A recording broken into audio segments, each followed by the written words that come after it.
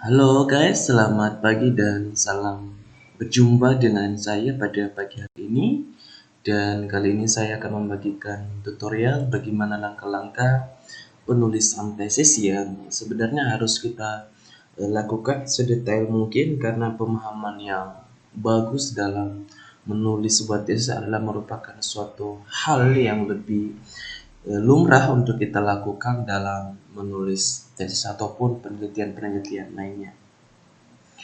Jadi kali ini saya akan membagikan bagaimana cara kita untuk membuat pendahuluan, baik itu di latar belakang masalah, identifikasi masalah, dan batasan masalah dan manfaat penelitian. Di awal pada bab 1 pendahuluan yaitu tentang latar belakang masalah. Poin-poin apa yang harus kita jabarkan pada latar belakang masalah tersebut? Yang pertama adalah gambaran umum mengenai manajemen sumber daya manusia. Ini hanya sebagai contoh, tapi mungkin akan bisa disamakan dengan dari beberapa jurusan-jurusan magister lain. Tapi karena kebetulan saya di bidangnya manajemen, maka saya akan mengangkat contohnya itu dari manajemen itu sendiri. Jadi kita akan memahami secara umum dan kita tuangkan dalam penulisan tesis kita di bab 1 pada bab pendahuluan, yaitu tentang gambaran umum manajemen sumber daya manusia itu sendiri. Kalau kita sudah uraikan misalkan itu ada satu halaman, kemudian kita akan menggambarkan juga permasalahan atau fenomena pada objek penelitian atau sering disebut itu benang merah atau gap gitu ya pada penelitian. Jadi kita akan menguraikan fenomena pada objek penelitian tersebut tapi sesuai dengan variabel yang kita angkat tadi. Jadi harus merujuk pada variabel-variabel baik variabel bebas maupun variabel terikat. Kemudian adalah kita juga membuat permasalahan yang dari umum ke khusus atau lebih detail dan lebih spesifiknya. Jadi kita akan menulis secara sistematis supaya juga kita bisa memahami pada saat kita mereview kembali tentang tulisan-tulisan kita pada tesis pada pendahuluan ini. Jadi teman-teman, kalau misalkan kita sudah membuat hal itu, baru kita lanjut dengan penelitian terdahulu. Kalau misalkan kita ada penelitian terdahulu, kita bisa searching di Google Scholar tentang fenomena atau yang berhubungan dengan variabel yang telah kita jadikan sebagai topik atau tema pada penulisan tesis kita. Kemudian adalah teori yang relevan pada permasalahan.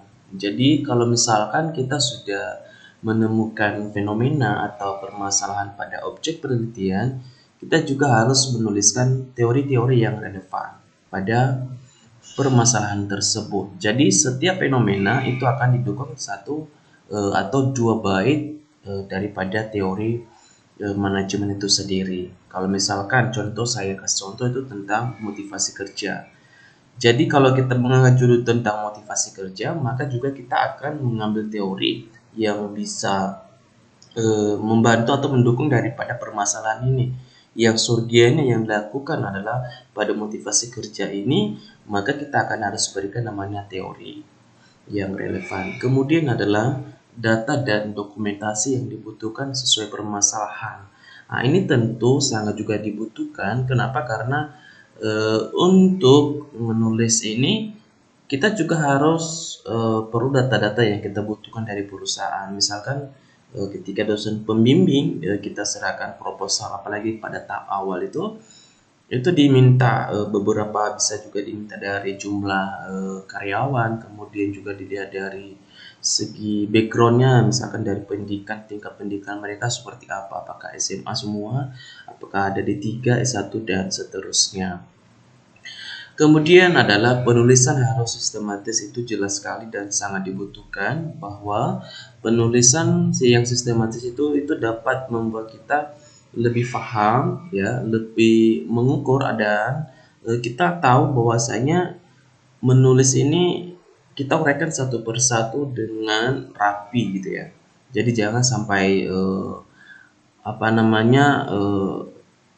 tidak teratur ya gitu ya. Kalau misalkan dia dari segi variabelnya mana variabel pertama, variabel kedua, variabel ketiga, dan seterusnya itu kita harus sesuaikan satu persatu, mana yang dahulu dan mana yang terakhir. Seterusnya adalah pada identifikasi masalah. Yang diperhatikan pada poin identifikasi penelitian ini adalah poin dari fenomena setiap variabel, misalnya motivasi kerja pegawai belum optimal, itu poin-poinnya. Lingkungan kerja yang kurang nyaman dan kurang kondusif, dan edge dan seterusnya gitu. Akan tetapi tergantung setiap penjabaran variabel.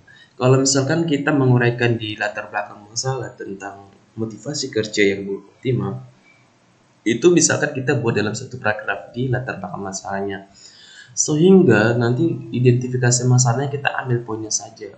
Sebenarnya apa yang menjadi permasalahan penting atau identifikasi masalah yang penting yang harus kita tuliskan pada bagian berikutnya, yaitu di identifikasi masalah tentang tadi seperti motivasi kerja yang belum optimal dan lingkungan kerja yang kurang nyaman dan kurang kondusif. Nah, inilah poin-poinnya. Berarti itu nanti yang harus kita cari bagaimana jawaban-jawaban di kemudian hari ketika kita sudah melakukan penelitian dalam memberikan kuesioner pada responden yang kita anggap menjadi pemberi data yang efektif.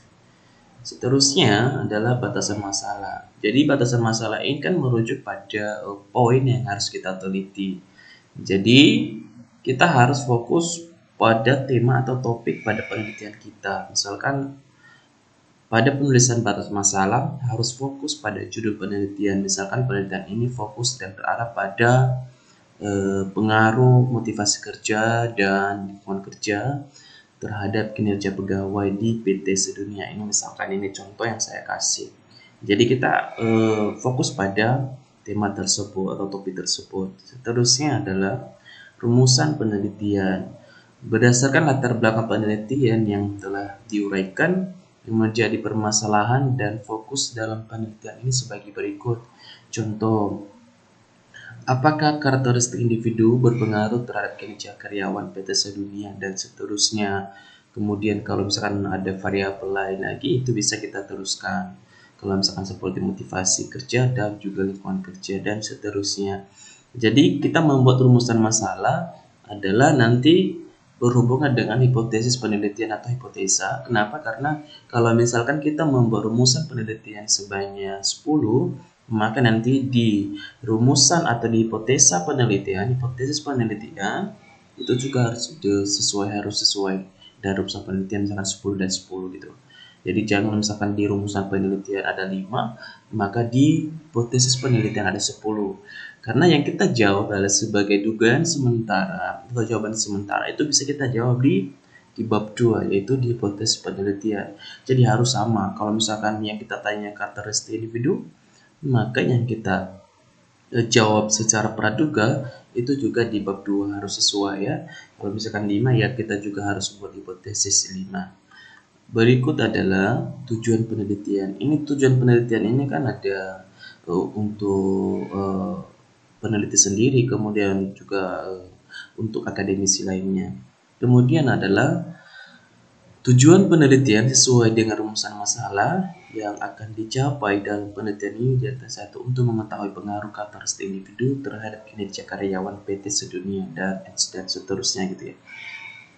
Jadi itulah tujuan kita melakukan penelitian. Tujuannya itu sesuai dengan variabel. Kalau variabelnya 5 ya kita membuat tujuannya itu ada 5 gitu. Kemudian adalah manfaat penelitiannya. Manfaat penelitiannya ada manfaat secara praktis, ya, dimana sangat diharapkan untuk menjadi bahan masukan bagi pimpinan, misalkan PT sedunia, dalam menentukan kebijakan dalam rangka meningkatkan kinerja karyawan, baik dari segi karakteristik individu, lingkungan kerja, misalkan iklim organisasi, motivasi dan kompensasi untuk meningkatkan kinerja karyawan supaya bekerja secara efektif dan efisien dalam mencapai tujuan organisasi.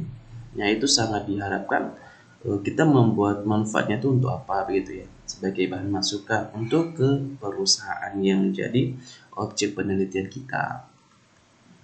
Kemudian adalah ada juga manfaat teoritis bagi peneliti ya, bagi peneliti kita sendiri ya.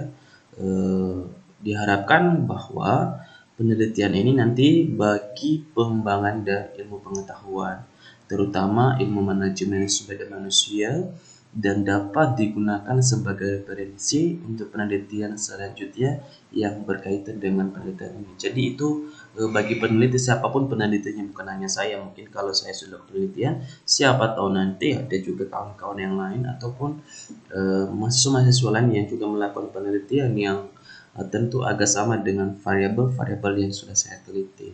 Jadi itu dapat dijadikan sebagai bahan referensi. Kemudian bagi perusahaan tadi, ya ini tadi yang saya maksudkan adalah bagi perusahaan itu agar penelitian ini menjadi bahan masukan kepada pimpinan PT Sedunia dalam mengambil keputusan yang berkaitan dengan kinerja karyawan. Itu sangat bermanfaat sekali ketika ada masukan bagi perusahaan. Ya paling tidak dapat memberikan gambaran umum untuk mengambil sebuah keputusan pada organisasi tersebut. Ya, mungkin cukup sekian dari paparan saya ini, dan semoga video-video yang saya upload di YouTube itu dapat juga membantu teman-teman yang membutuhkan, dan semoga ilmu-ilmu yang saya share juga dapat bermanfaat. Terima kasih dan sampai jumpa di video-video selanjutnya.